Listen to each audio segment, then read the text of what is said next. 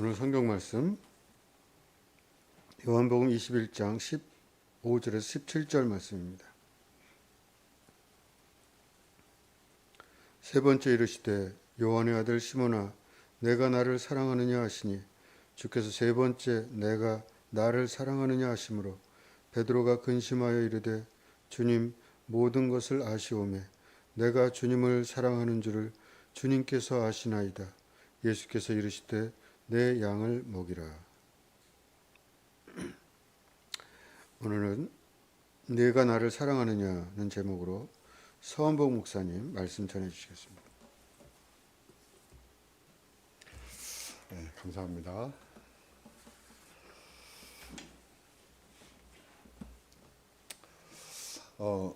제가 지난 9월 29일 날 추석 명절을 앞두고 작은 수술을 했습니다.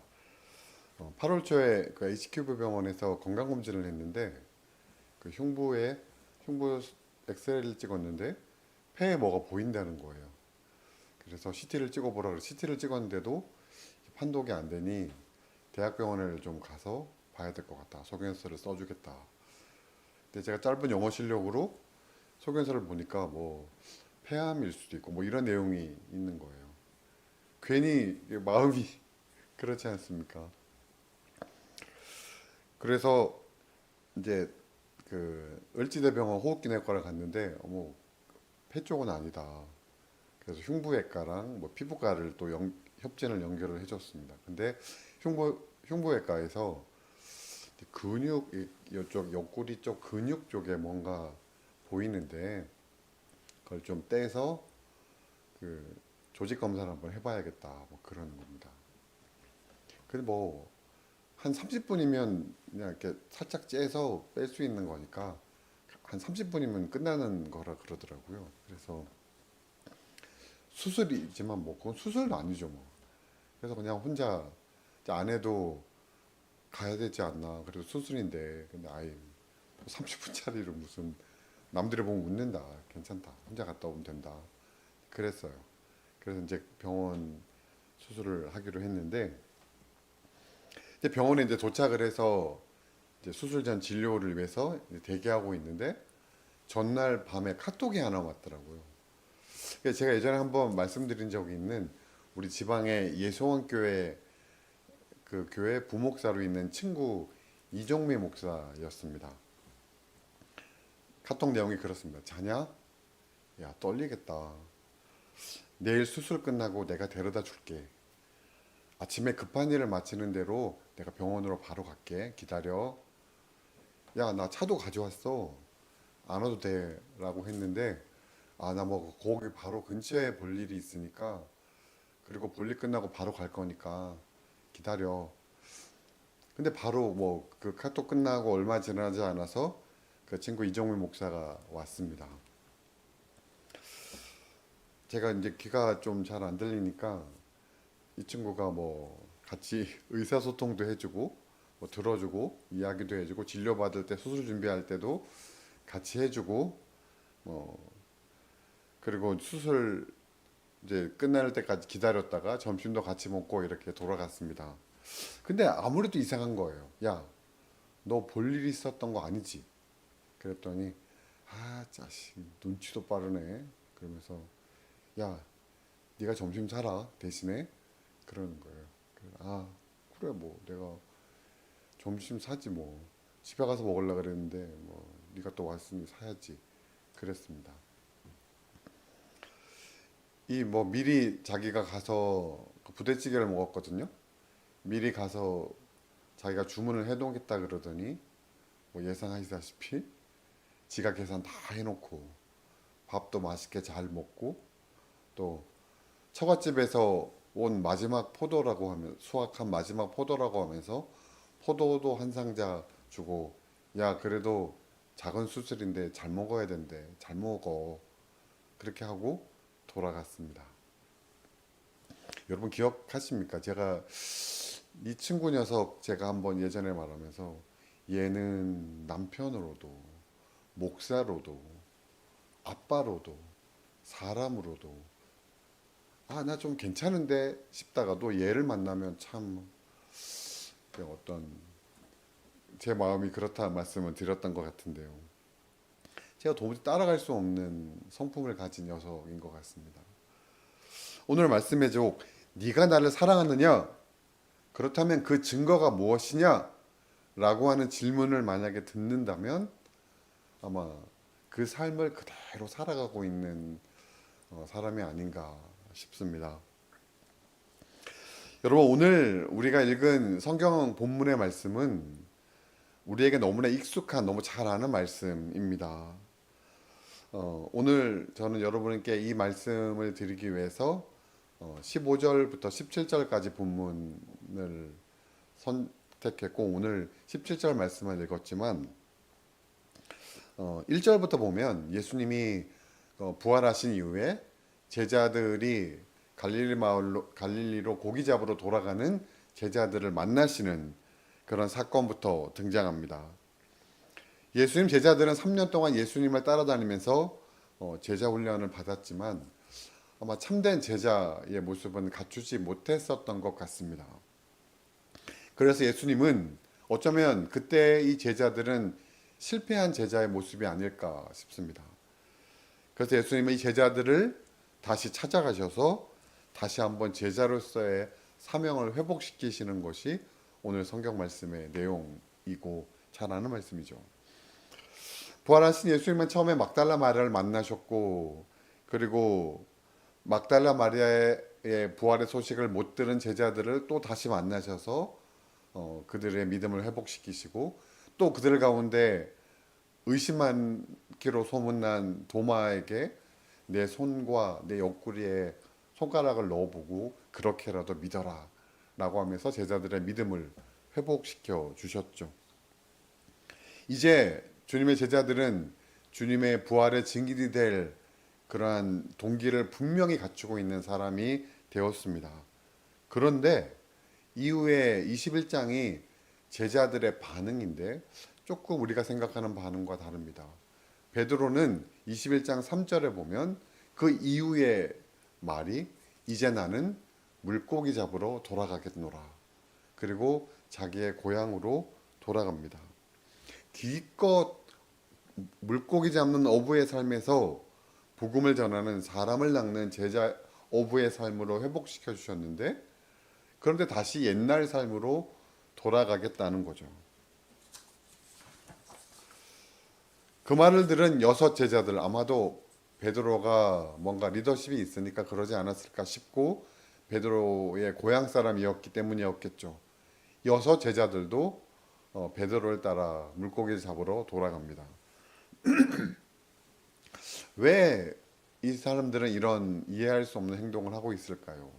우리가 잘 알다시피 아마도 이들은 예수님에 대한 어떤 죄송한 마음 때문이 아니었을까 싶습니다. 내가 예수님과 함께 죽을지언정 예수님을 버리지 않겠다고 호언장담했던 베드로를 포함한 모든 제자들은 예수님이 십자가에 달리셨을 때, 예수님이 로마 군병에게 잡히셨을 때, 예수님이 재판을 받으실 때 예수님 곁에 있지 않았습니다. 그런 죄책감 때문에 아마 낙향한 것이 아닐까 싶죠. 그리고 예수님은 그 제자들을 다시 찾아가십니다. 그리고 처음 예수님께서 그들을 부르셨던 그 방법 그대로 그들을 만나셨고 그들에게 제자의 삶을 회복시켜 주시는 거죠. 여러분 우리가 뭔가 어떤 목적한 것이 있다가 실패하면 뭐라고 말합니까? 그래도 다시 한번 해보려고 할 때 그래 다시 한번 시작해보자. 아마 예수님이 성경에는 그렇게 기록되어져 있지 않지만 제자들을 향한 마음이 그런 마음이 아니었겠습니까? 얘들아 우리 다시 한번 시작해보자.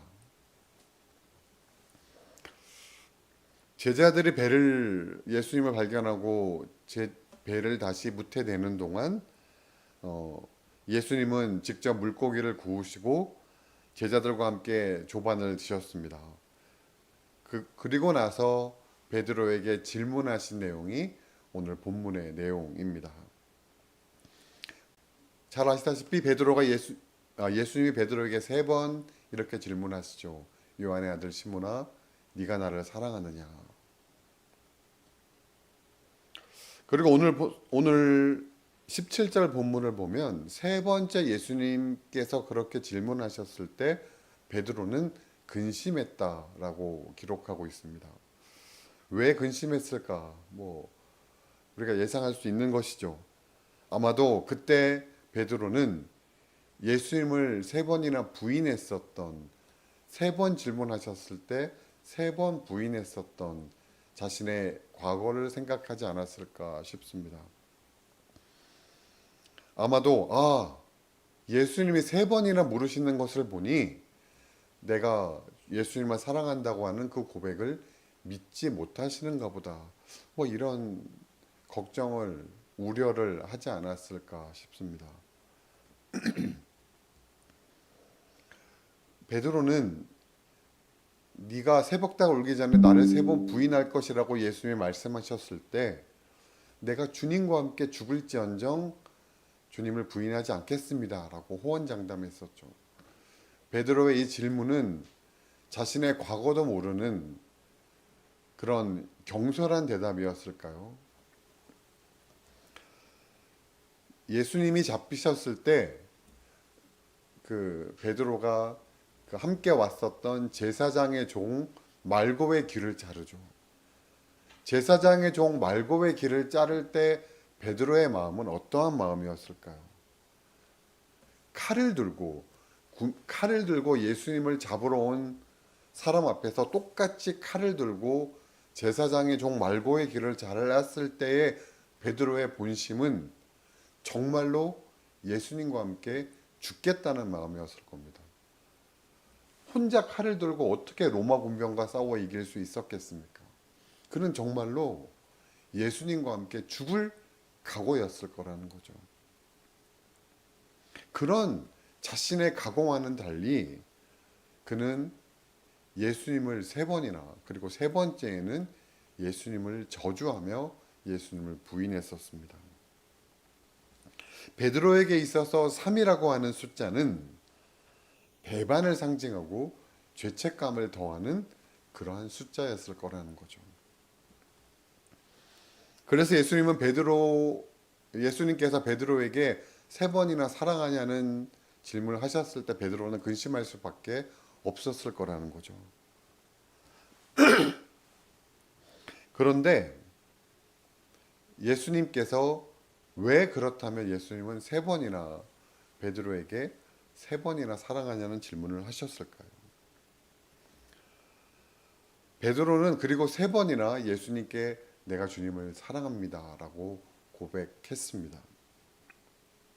이 3번의 질문을 통해서 아마도 베드로에게 지금까지는 이 3이라고 하는 숫자가 배반과 죄책감의 상징이었지만, 그렇지만 이제 베드로에게 있어서 이 3이라고 하는 숫자는 예수님께 사랑을 고백하는 그런 숫자로 바뀌었을 겁니다.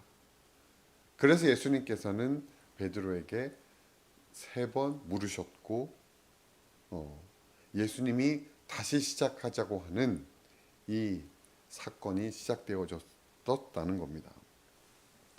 또한 베드로가 내가 주님을 사랑하는 것을 주님께서 아십니다라고 고백했었던 이 갈릴리 디베라 호수에는 예수님이 피운 숯불이 피워져 있었습니다.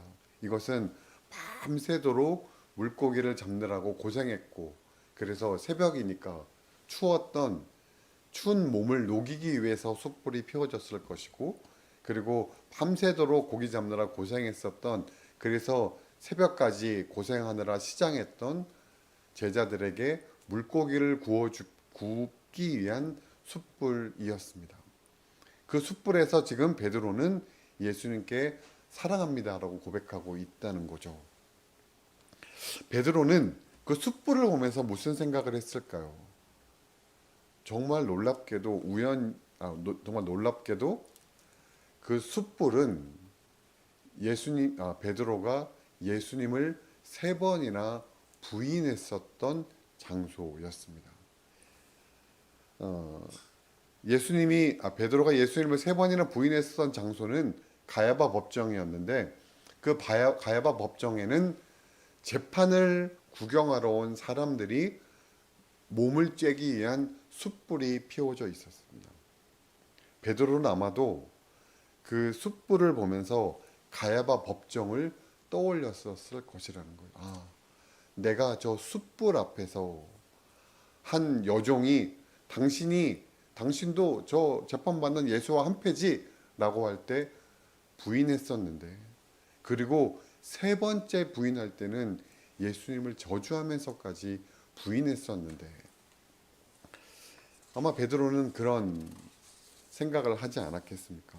그런 숯불의 장소가 이제는 예수님께 사랑을 고백하고 그리고 예수님께 다시 한번 사명을 받는 그런 장소로 바뀌어지게 되었다는 거죠. 여러분, 서두에 말씀드린 대로 오늘 성경 본문은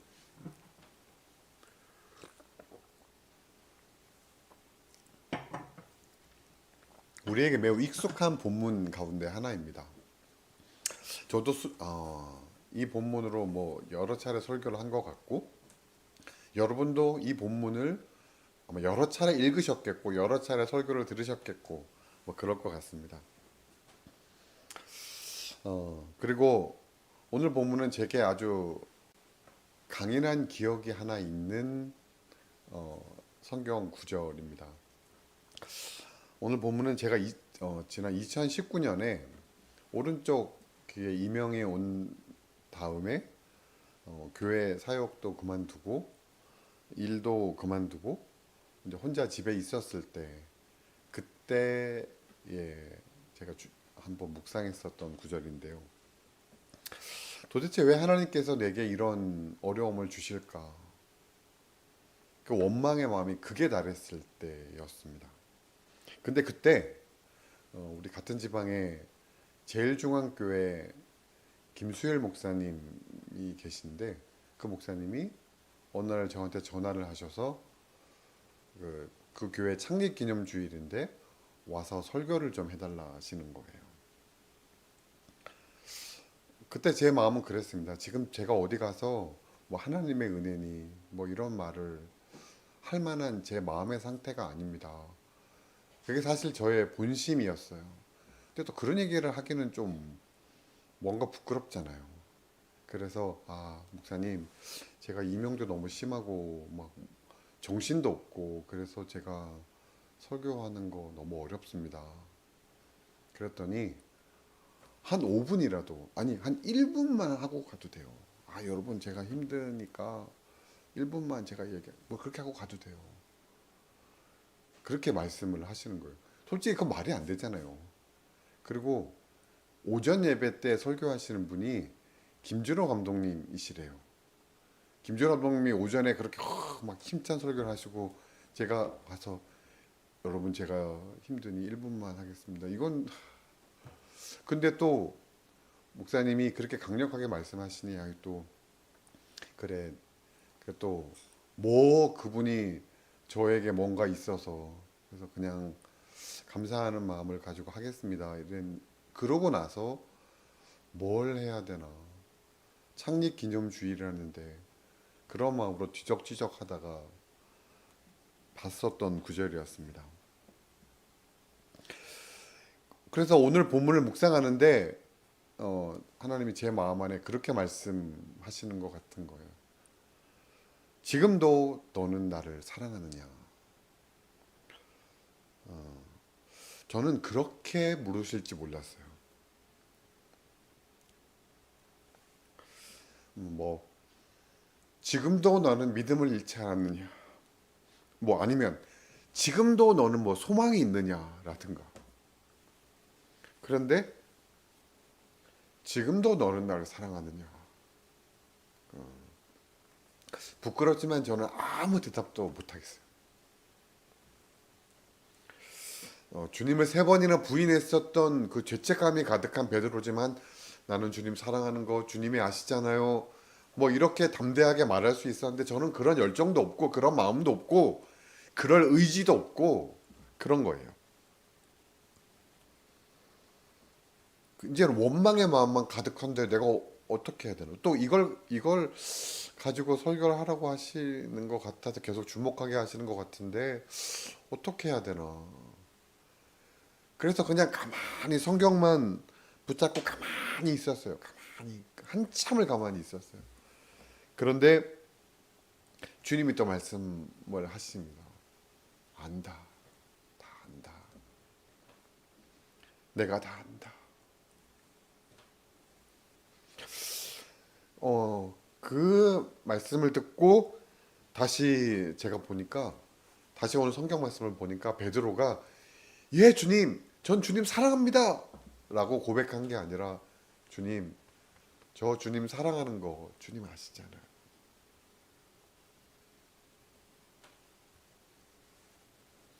내 마음과 내 실패감과 내 죄책감과 그럼에도 불구하고 주님 앞에 사랑합니다라고 고백하는 그 마음을 주님 아시잖아요. 라고 대답한 거더라고요. 그렇게 주님은 베드로를 다시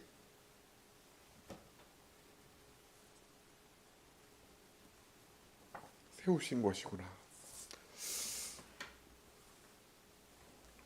그리고 주님은 이어서 베드로에게 이렇게 말씀하시죠. 내 양을 먹이라. 똑같이 3번 내 양을 먹이라. 어떤 사랑하는 연인이 있었습니다. 자기야, 여자가 물었죠. 자기야, 나 사랑해? 그럼 내가 너 사랑하지. 그래? 그런 사람이 나한테 이래? 저는 베드로의 사랑합니다라고 하는 그 고백에 예수님이 그래? 사랑한다는 놈이 그래? 라고 예수님이 말씀하지 않으셨다는 것이 얼마나 은혜가 되는지요. 내가 주님을 사랑하는 것 주님이 아십니다.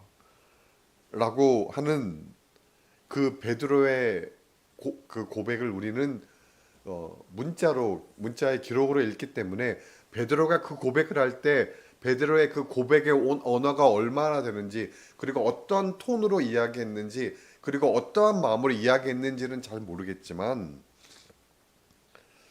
아니 그게 열정 가득한 고백이었는지, 아니면 제가 들려드렸던 2019년에 어쩌면 차가워져 버린, 얼어져 버린 그 마음 가운데 한 고백이었는지는 잘 모르겠지만, 그것이 어떠한 고백으로 드려진 것이었든지 간에 주님의 대답은 내 양을 먹이라.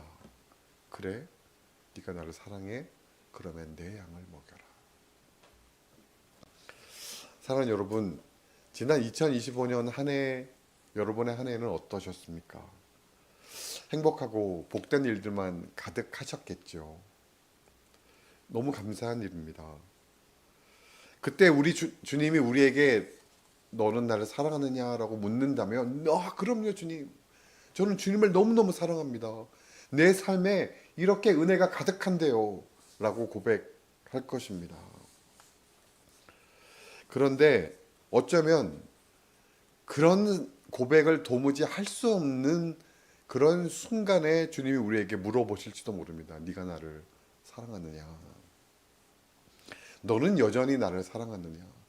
너는 여전히 지금 네 삶의 그 자리에서 나를 사랑하느냐? 그때도 우리는 여전히 주님의 사랑에 의지해서 주님, 제가 주님을 사랑하는 것 주님이 아십니다. 라고 고백할 수 있었으면 좋겠습니다. 그리고 오늘 본문에서 베드로가 그렇게 고백했을 때 예수님이 뭐라고 말씀하십니까? 18절에 네가 젊어서는 띠띠고 원하는 곳으로 다녔지만 늙어서는 남이 너에게 띠띠우고 네 팔을 벌리고 원치 않는 곳으로 데려갈 것이다. 이 말씀은 예수님께서 베드로가 십자가에 거꾸로 매달려 죽게 될 것을 예언하신 것이라고 설교를 자주 합니다.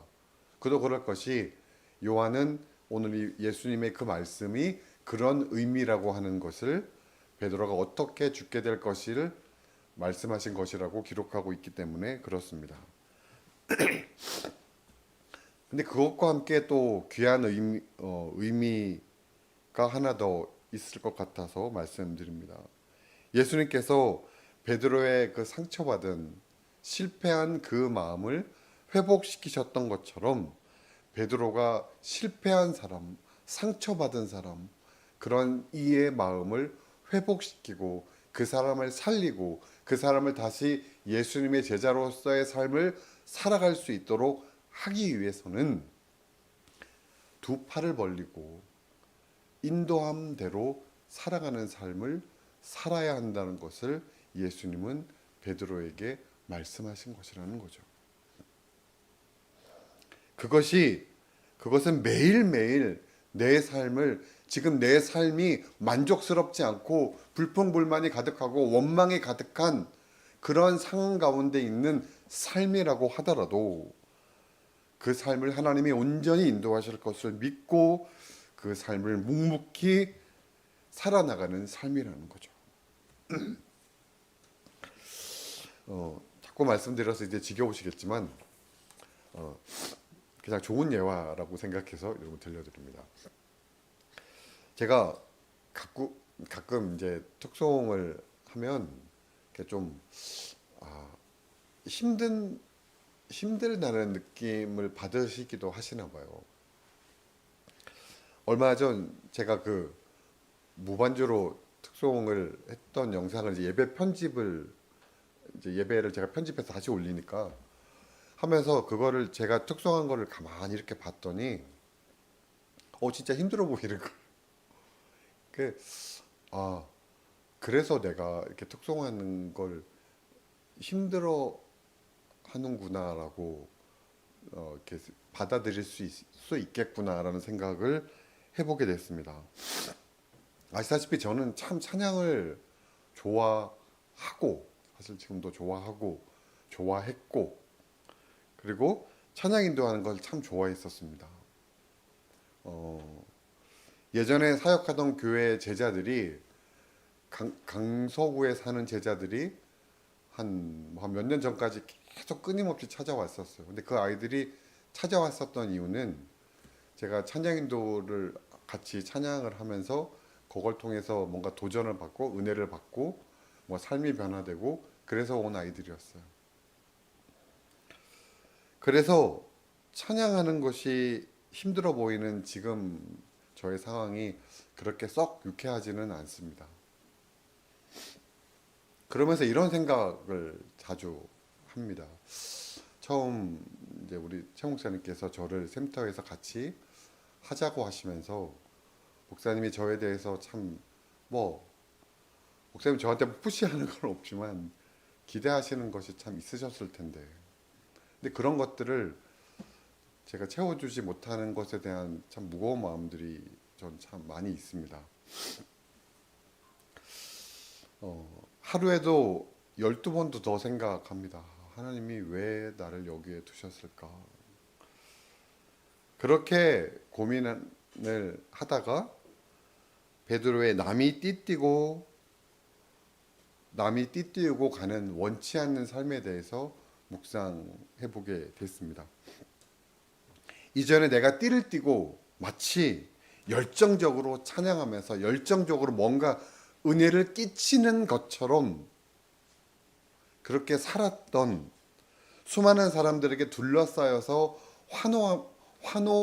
같이 환호하면서 또 어떤 면에선 나에게 마치 환호하는 것처럼 착각되어지는 그런 삶을 살아가면서 그래서 내가 그것이 열정적으로 그리스도의 복음을 전하고 열정적으로 그렇게 뭔가 영향력을 끼치는 것 같은 삶을 살아가면서 살았던 그 시절을 넘어서 지금은 남이 띠띠우는 것처럼 아무것도 할 수 없는 어쩌면 속수무책처럼 살아가는 그런 삶을 살아가는 것 때문에 마음이 상하기도 하고 어렵기도 하고 그런 삶을 살아가는 그 삶을 묵묵히 지금도 살아가야 하는 것 그것이 주님의 제자로서 살아가는 삶임을 깨닫게 하시는 거구나. 그 어떤 것도 그 그것이 정말 주님의 인도하신 대로 살아가는 제자의 삶이구나 라는 것을, 이 길을 걷게 하신 주님의 뜻이 무엇인지 도무지 알 수 없고 도무지 깨달을 수도 없고 도무지 파악할 수도 없는 그런 삶이라도 베드로처럼 두 팔을 벌리고 인도하신 대로 살아가는 것이 그리스도인의 삶임을 알게 하시는 거구나 라고 말입니다. 서두에 말씀드린 대로 예수님이 로마 군병에게 잡히실 때 베드로 제사장의 종 말고의 길을 자른 베드로는 정말로 예수님을 사랑한 것이었다는 겁니다. 주님과 함께 죽을지언정 주님을 부인하지 않겠습니다라고 하는 베드로의 고백은 진심이었을 거라는 겁니다. 우리는 18절의 말씀처럼 띠띠고 원하는 곳으로 다니는, 그래서 말고의 길을 자르는 용기 백배의 열정적인 삶을 살 때도 있지만 때로는 억지로 띠띠우고 원치 않는 곳으로 데려가는 것과 같이 속수무책의 삶을 살아가기도 합니다. 내가 어디에 놓여 있든 어떠한 상황 가운데 있든 주님을 사랑하는 마음을 잃지 않는 것, 그것은 우리 주님이 내 모든 것을 아신다고 하는 믿음에서 출발하는 것이며, 주님이 내 모든 삶을 두 팔을 벌리고 주님 앞에 내 삶을 온전히 맡기는, 내 삶을 온전히 인도하시고 계시다는 것을 확신하는 믿음에서 출발하는 겁니다. 오늘 이 베드로의 고백과 그리고 베드로의 고백을 들으신 예수님의 부탁의 말씀이, 그리고 그래서 일평생 주님과 동행하며 살아갔던, 십자가에 거꾸로 달려 죽으면서까지 주님과 동행하였던 베드로의 삶이 저와 여러분의 삶이 될 수 있기를 주님의 이름으로 간절히 축원합니다. 우리 말씀 기억하며 잠시 묵상하며 기도하겠습니다.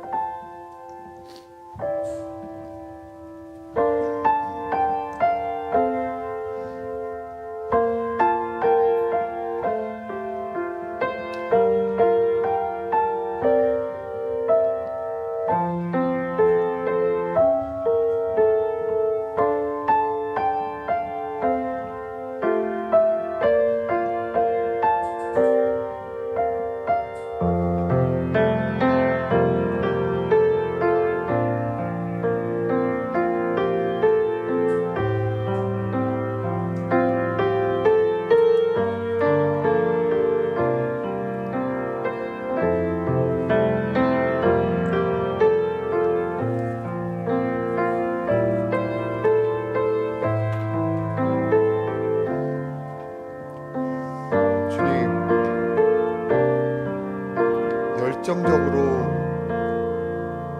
주님이 내 삶 가운데 행하신 것들을 고백하며 내 삶을 인도하시는 주님의 삶의 간섭하심을 우리가 기억하며 주님을 열정적으로 찬양할 때도 있었고, 반대로 겹겹이 쌓여져 가는 삶의 어려움과 고난 앞에서 때로는 낙심하고 때로는 절망하고 때로는 이 상황에 나를 내팽개쳐 두신 것과 같은 이 상황 속에서 마음이 상하여 아무 말도 하지 못하고 있었을 때도 있었음을 고백합니다. 주님, 내가 어떠한 상황이든 그 상황에서도 주님 앞에 나아온 내 모든 상황을, 내 모든 마음을 주님이 다 알고 계심을 기억하며 감사합니다. 그리고 이제는 아무 의지도 없어서 아무런 열정도 없이 두 팔을 벌리고 주님 앞에 나온 내 삶을 여전히 선하고 의롭게 인도하시는 하나님을 신뢰합니다.